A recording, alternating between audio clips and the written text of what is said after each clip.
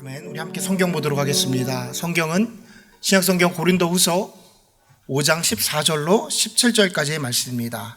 고린도후서 5장 14절로 17절까지의 말씀을 제가 한 절, 여러분들이 한 절 교독하도록 하겠습니다. 그리스도의 사랑이 우리를 강건하게 하시는도다. 우리가 생각하건대 한 사람이 모든 사람을 대신하여 죽었은즉 모든 사람이 죽은 것이라.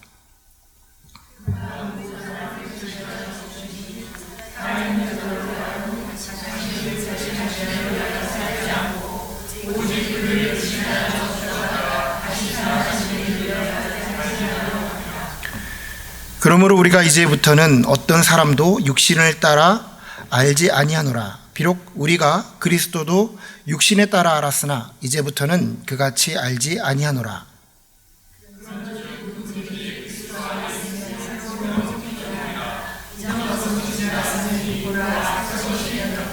아멘. 우리 17절만 우리 다 같이 한 목소리를 한 번 더 읽겠습니다.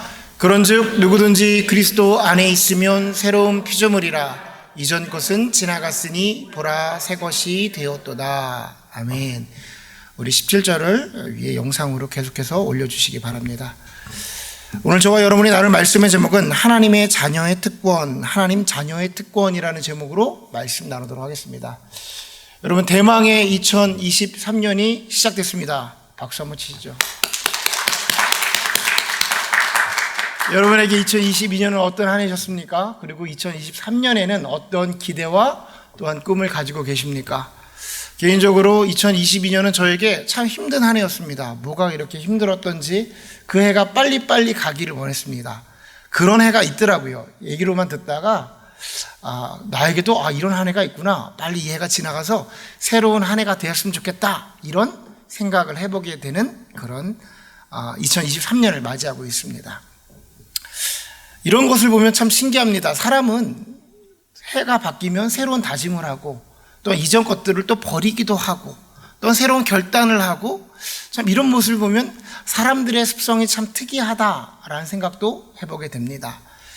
여러분, 어떻게 연말이니까 시간이 좀 많이 생기시고 연말에 영화도 많이 보고 그러셨습니까?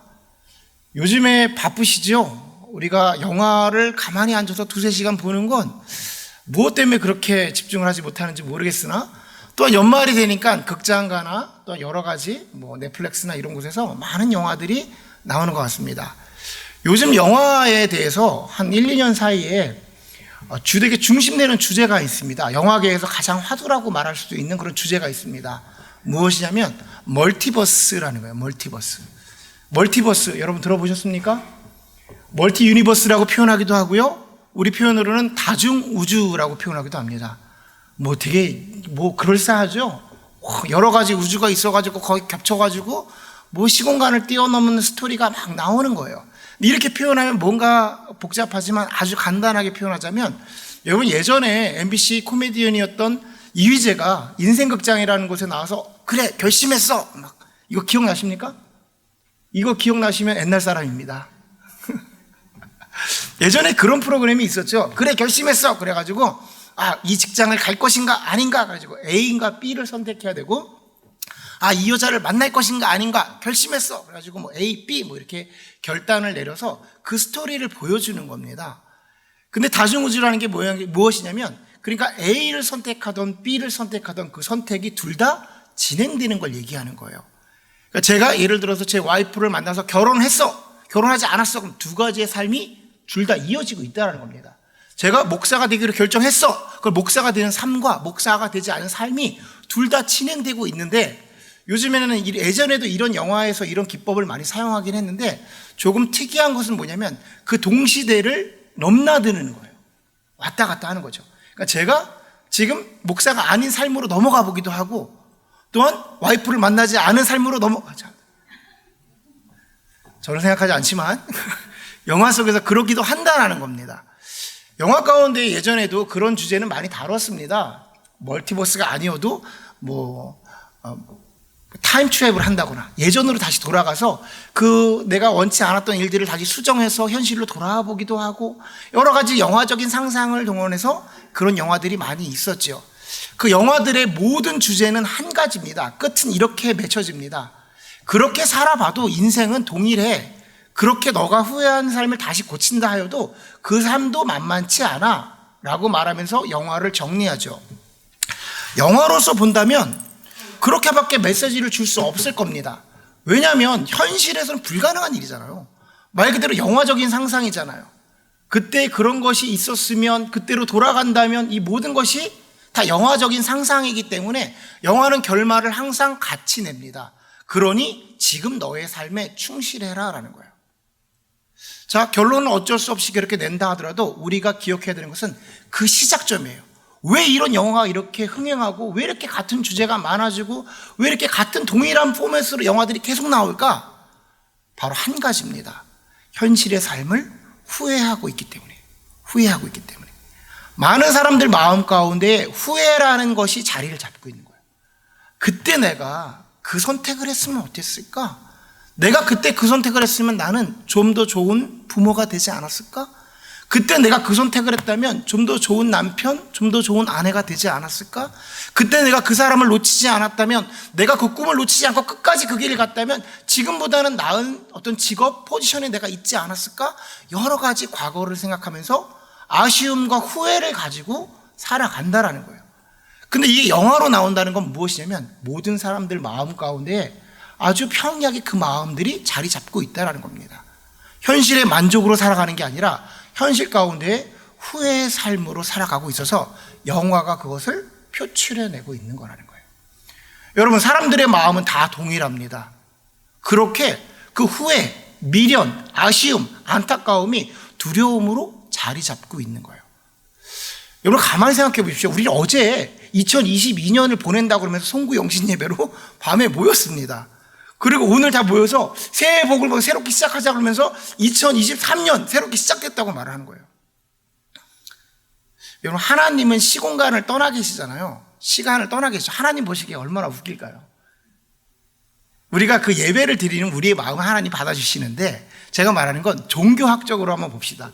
시간을 떠나 계신 하나님, 신 앞에서 어제는 2022년 다 지나갔다, 우리 예전 건 다 지나갔다, 오늘 새롭대. 저희 여러분 새로운 사람들입니까? 어제랑 오늘과 우리 다른가요? 오늘의 해가 떴으니까 어제는 진짜 22년이 지나간 걸까요? 사람들이 신년을 이렇게 셀레브레이트 하는 것은 고대에 있어서 이 같은 날이 계속해서 진행되고 있음이 불안한 겁니다. 내가 지금 뭔가를 끊어버리고 싶고 예전 것을 지워버리고 싶고 새롭게 결단하고 싶은데 같은 날이 계속해서 지나가니까 그 두려움 가운데 사람들이 약속을 한 거예요. 자, 지금부터 앞으로 일주일 후에는 새로운 날이 시작되는 거야. 그건 2023년이야. 그러니까 우리 그때부터 새롭게 시작하자. 여러분, 혹시 다이어트 계획하시는 분 계십니까? 오늘부터 다이어트 시작하시는 분 없어요? 이 또한 포기하셨습니까? 저는 오늘 밤에 최후의 만찬을 할 겁니다. 최후의 만찬을 하고 다시금 건강해질 겁니다. 뭔가 우리에게 새롭게 시작하는 한 시점이 주어지는 것이죠. 모든 사람들은 다 마찬가지입니다. 그런데 우리가 알아야 할 거 있어요. 우리가 아무리 다짐을 하고 결단을 한다 하더라도 우리는 우리를 새롭게 할 수 없습니다. 우리는 그런 능력도 없고 그렇게 우리 자신을 착각시키고 속아 넘어가게 만드는 것 뿐입니다. 우리는 결코 새로워질 수가 없는 거예요. 우리의 능력으로 그러할 수가 없습니다. 그래서 사람들은 그렇게 결단을 하고 새로운 날이야, 새롭게 시작할 거야, 우리 그렇게 하자 마음을 먹지만 마음속에는 계속해서 찝찝함이 남겨져 있는 거예요. 서로가 서로를 속이면서 이제 새로운 거야, 우린 결단했으니까 새롭게 시작할 거야, 그러면서 내 안에 바뀌지 않음에 대한 현실을 직감하고 있는 겁니다. 그렇기 때문에 마음속에 무엇이 생기냐면 공허함이 생기는 거예요. 아무리 나를 세뇌시키고 아무리 착각시켜도 실체는 변하지 않으니까. 근데 오늘 말씀이 참 은혜입니다. 뭐라고 표현하냐면 그런즉 누구든지 그리스도 안에 있으면 새로운 피조물이라 이전 것은 지나갔으니 보라 무엇이 되었도다? 새 것이 되었도다. 새 것이 되었도다. 오직 예수 그리스도를 통해서만 새 것이 될 수 있다고 표현합니다. 여러분들 가만히 한번 이 문장을 살펴보세요. 우리의 삶 속에서 예전의 것이 있었는데 그 예전의 것이 새 것이 될 수가 있습니까? 물건을 하나 샀습니다. 아마존에서 물건을 샀습니다. 물건을 딱 열어봤는데 포장을 뜯지 않고 박스만 열어봤는데 그리고 포장을 뜯어 그 물건만 확인했는데 내 마음에 들지 않네? 건들지도 않았어요. 전기 코드 한번 꼽아보지도 않았습니다. 새 것입니다. 근데 마음에 들지 않아요. 그래서 리턴을 합니다. 그럼 이건 새 것입니까? 아니에요. 공장에 들어가면 다르게 분류돼서 그렇게 오픈된 박스만 새롭게 판매되는 곳으로 넘어가게 돼요.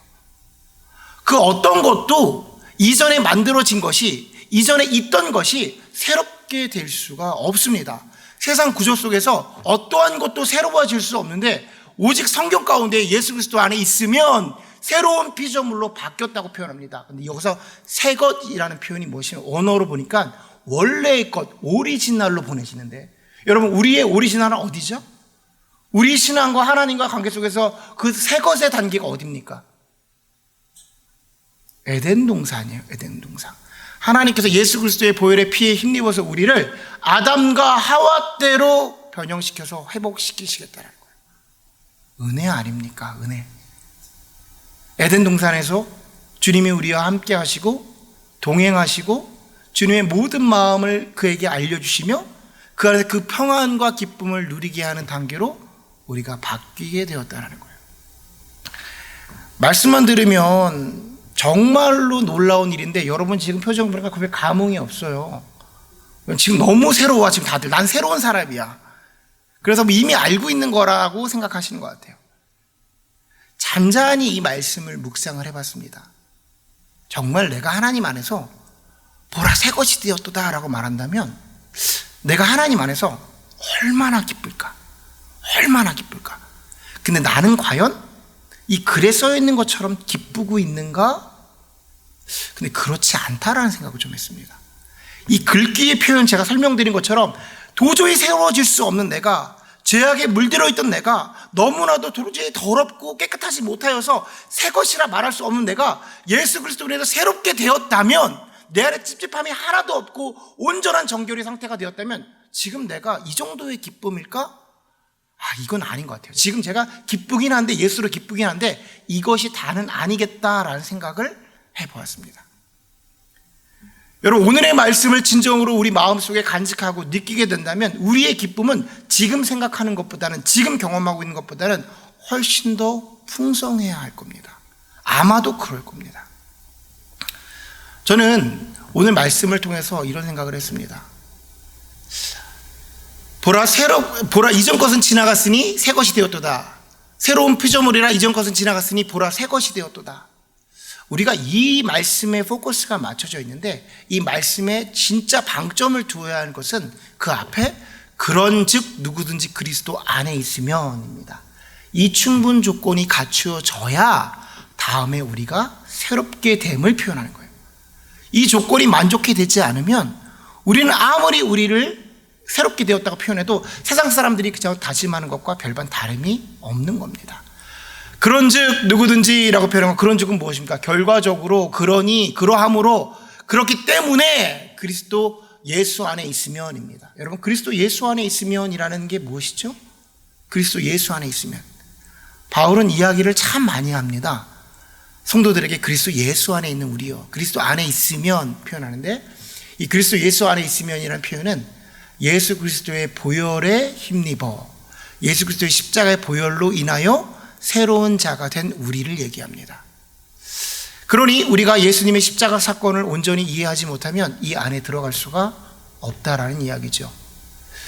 십자가 사건은 참 특이합니다. 하나님께서 그 사랑하시는 독생자 예수 그리스도를 우리에게 보내주셔서 우리에게 수많은 죄악과 수치와 도저히 말로 표현할 수 없는 그 더러움을 예수 그리스도의 보혈의 피로, 그 어린 양의 죽음으로 대속해 하시는 거예요. 어떤 종교를 봐도, 어떤 종교를 찾아봐도 그런 신은 없습니다. 세상 신들, 아무리 사람들이 머리를 써서 세상 신을 만들어낸다 하더라도 자신의 아들을 희생시키며 자신의 피조물들을 살리는 신은 없습니다. 그래서 기독교는 진짜인 겁니다. 도저히 상상할 수 없는 종교인 것이죠. 근데 상상을 할 수 없으니까 우리가 또 받아들이지를 못합니다. 왜냐하면 이것은 이성으로 받아들일 수 없는 일이기 때문에 그래요.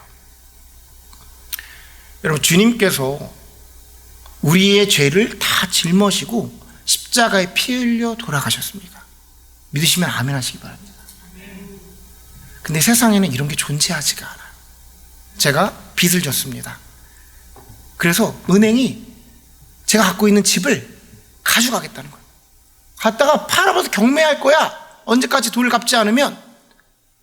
근데 어느 날 갑자기 어떤 사람이 나타나서, 누구로 알고 할까요? 우리 구희진 집사님이 저한테 나타나서 내가 다 갚아줄게. 내가 다 갚아줄게. 전 목사 고생했어. 할렐루야.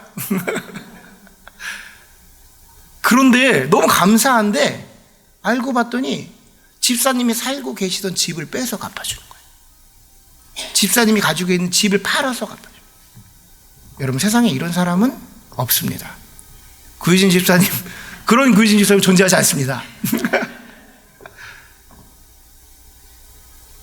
왜냐하면 모두가 자신이 소중하기 때문에. 우리의 죄를, 우리의 그 수치를, 우리의 그 더러움을 예수님께서 어떻게 하셨냐면 자신이 희생하심으로 대속하셨다라는 거예요. 도저히 상상할 수 없는 그 사랑으로, 우리는 가늠할 수도 없는 그 사랑으로 우리의 죄를 완전히 흰눈보다도 더 희게 깨끗게 하여 주셨다라는 겁니다. 은혜입니다. 이걸 은혜라고 그래요. 우리가 상상하지 못할 사랑을 은혜라고 표현합니다. 여러분, 이 은혜를 경험한 자만이 예수 그리스도 안에서 새로운 피조물이 되는 겁니다. 이것을 입술로 고백한 자만이 하나님께서 우리를 통해서 회복시키고자 하시는, 온전케 하시겠다 하시는 그 상태로 들어갈 수 있게 되는 겁니다. 그때서야 비로소 우리의 입술을 열어서 주님 안에서 내가 새로운 피조물이 되었습니다 라고 기쁨으로 고백할 수가 있는 거예요. 예수 그리스도의 사랑을, 예수 그리스도의 마음을, 하나님이 우리에게 알기를 원하시는 그 마음을 간직해야 될 것입니다. 우리가 1년 동안 주님의 마음을 내게 주십시오 라는 표현을 가지고 1년 동안 달려가려고 합니다. 여러 가지 이야기를 할 겁니다. 그 안에 주님께서 말씀하셨던 것들, 하나님의 마음, 우리가 기억해야 하는 것들. 그런데 가장 먼저 우리가 기억해야 하는 것은 하나님이 독생자 예수 그리스도를 우리에게 보내주신 그 하나님의 마음을 먼저 우리가 담아내야 됩니다. 이것이 시작입니다. 그래야 그리스도 예수 안에서 새로운 피조물로 주님과 관계를 맺을 수가 있게 되는 겁니다. 그렇게 되면 우리는 새로운 피조물입니다. 새 것이 됩니다. 가장 깨끗한 상태가 되는 것이죠. 여러분, 깨끗한 상태가 되면 그대로 두면 그대로 깨끗합니까? 우리는 이 말씀을 들으면 어느 한 시점이 떠오르실 수도 있어요. 오늘이 그 피조물이 아니라 처음에 주님을 만나고 회심하고 예수 그리스도를 고백하고 주님 안에서 나의 영이 주님과 합하여서 너무나도 기뻤던 어느 한 시점을 떠오르실 수 있을 겁니다. 우리에게 그런 일들은 계속해서 벌어져도 괜찮습니다. 좋은 겁니다. 계속해서 우리가 깨끗해지는 것이니까. 그러나 여러분 기억 가운데 남겨지는 한 시점이 있을 거라고 생각합니다. 우리가 예수를 주님으로 고백했던 그 시점. 그때 우리는 새로운 피조물이 되었습니다. 깨끗게 되었습니다.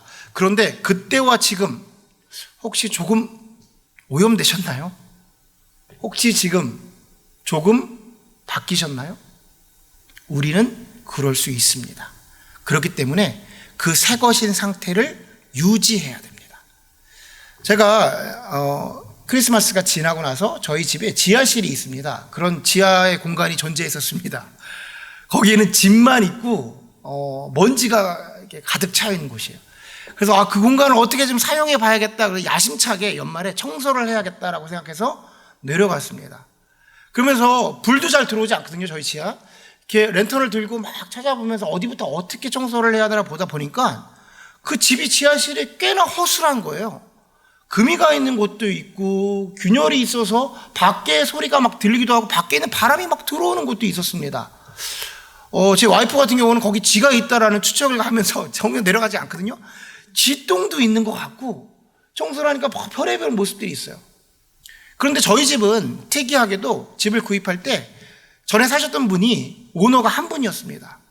저희 집이 1969년도 집이거든요.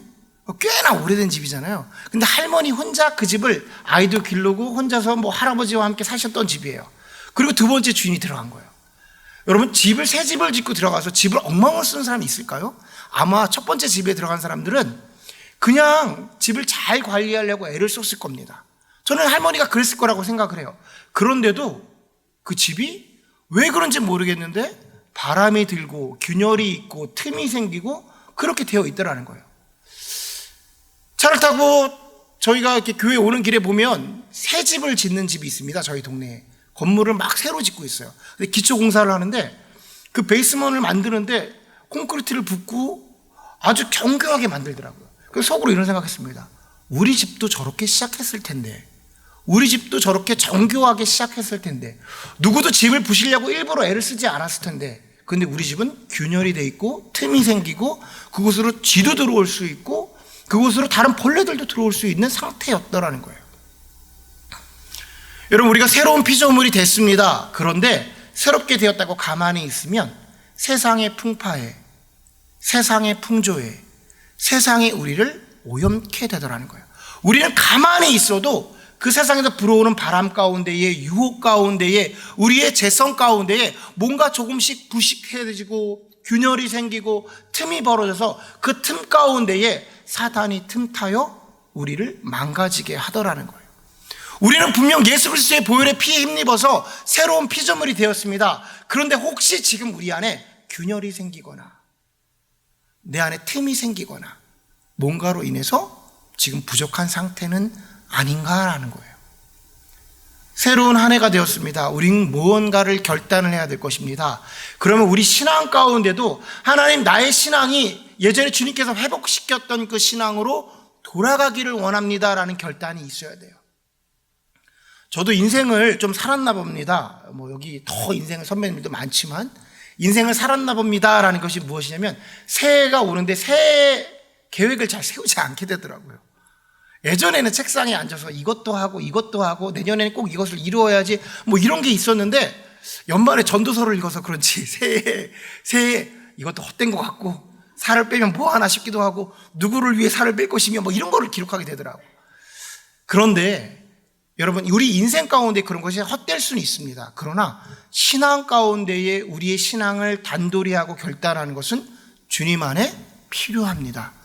보라, 새 것이 되었다고 예수 그리스도의 보혈의 피로 우리를 정결케 하셨는데 그것을 온전하게 관리하지 못한다는 것은 주님 안에서 우리는 주님의 자녀로 떳떳하지 않은 겁니다. 여러분, 하나님의 자녀가 된 우리입니다. 세상 사람들은 아무리 리셋 버튼을 누르고 싶어도 누를 수가 없어요. 정결해질 수가 없거든요. 그런데 우리는 하나님의 자녀로서 예수 그리스도의 보혈에 힘입어서 정결의 원셋, 그러니까 그 리셋 버튼을 누를 수가 있는 겁니다. 예수 그리스도의 이름으로 회개하고 기도하고 주님 안에 결단하고 나아갈 때 예수 그리스도께서 우리끼리를 다시 한번 새로운 피조물로 회복해 시켜주는 놀라운 역사가 있게 되는 겁니다. 그 특권을 누리셔야 되는 거예요. 이전에 신앙생활 하다 보면 새해가 되면 다니엘 새벽기도 20일, 40일, 작정기도 이런 것들을 목사님들이 시작할 때가 있었어요. 두려웠습니다. 교회를 다니면 두려웠어요. 우리 목사님 왜 또 이번에 무언가를 선포하시려고 하시나.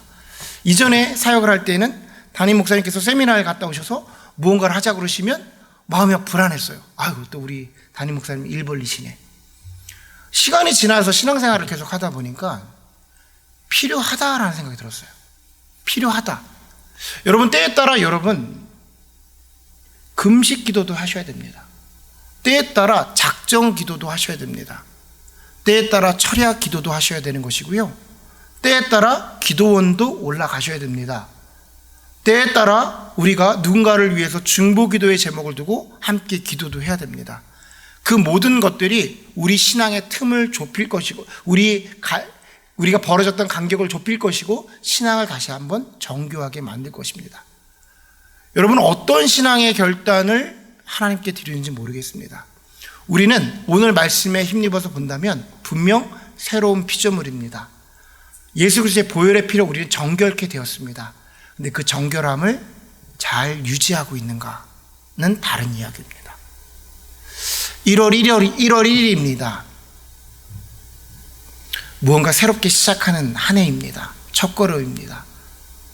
여러분들은 하나님 앞에서 무슨 결단을 하셨나요? 혹시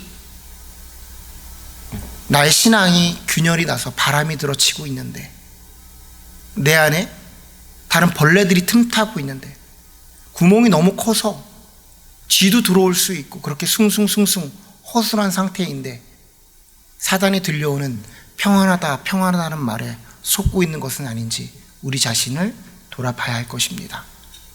주님 안에 새로운 피조물입니다. 그러나 그것을 관리해 나가는 것은 주님과 함께 신앙생활을 통해서 이뤄 나갈 것입니다. 바라기는 우리에게 주신 예수 그리스도라는 하나님의 자녀의 특권을 누리셔서 올 한 해가 주님 안에서 더욱더 견고하고 탄탄하고 주님을 담아낼 수 있는 주님의 은혜의 그릇이 되기를 간절히 소원합니다. 아멘. 우리 시간에 우리 함께 주님의 사랑을 고백하면서